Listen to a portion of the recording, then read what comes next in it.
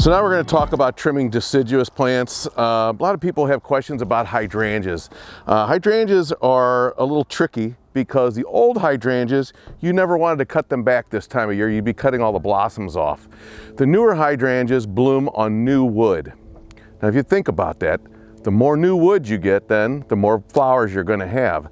And that's exactly why we prune these down pretty hard. Now, this is a white hydrangea. It's not the same thing, but it still blooms on new wood. And we take these down pretty hard. And again, they come back, they bloom beautiful. You can see all the beautiful flowers we had last year on them.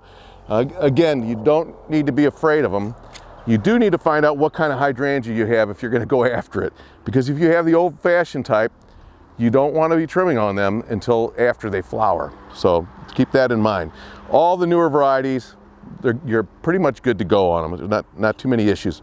So again, I'm cutting these pretty hard. We usually try to cut these down. You can see last year, here's the old cut right there. That's where we cut them to last year.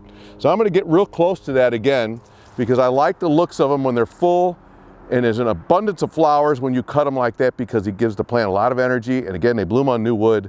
And that's exactly what you want, more new wood. Again, this is that Baca trimmer.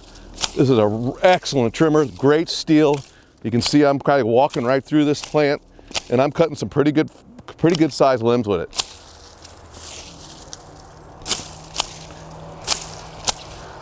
I'd take this any day over an electric shear. They just don't last that long. And even though I'm cutting big wood, you can look at most all these cuts are very clean. And when I get down to that point, I'm going to cut that cord. When I get down to that point, then I'm going to go back, as I always do, and do a little bit of selective pruning. So what I'm looking for is these larger branches like this one here. And I'm going to cut that down below everything else that I've cut, below that body. Okay? That limb then will branch out down below here. This will allow me to be able to go back in again next year and trim without cutting off big chunks of wood. Same way with this one. The thicker the wood, I always cut them back inside the plant. We've talked about this for years on the radio show too, how to cut and how to maintain, cutting these bigger branches down. Pretty simple, not a big deal. And then you can go back and clean up anything you missed too with these trimmers. Pretty easy to do. Now this is the Corona. Again, really good trimmer on the market. And these tools that I'm talking about, they'll last you forever. They're very, very good.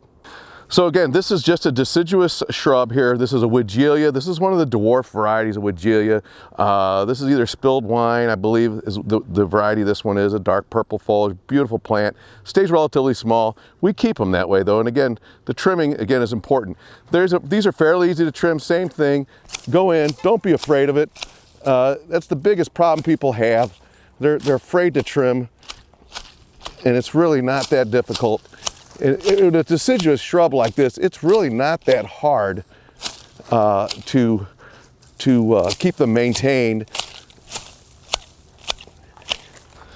And in the long run, you have a very nice plant and you're extending the life of the plant as well. The usefulness part.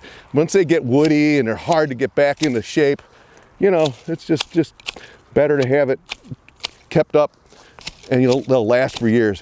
Same thing with this one. Now this one's a little easier to show you that.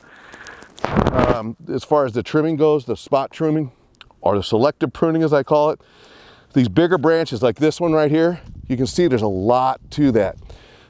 I'm going to cut that. It's going to leave a little hole, but I'm all right with that. Okay?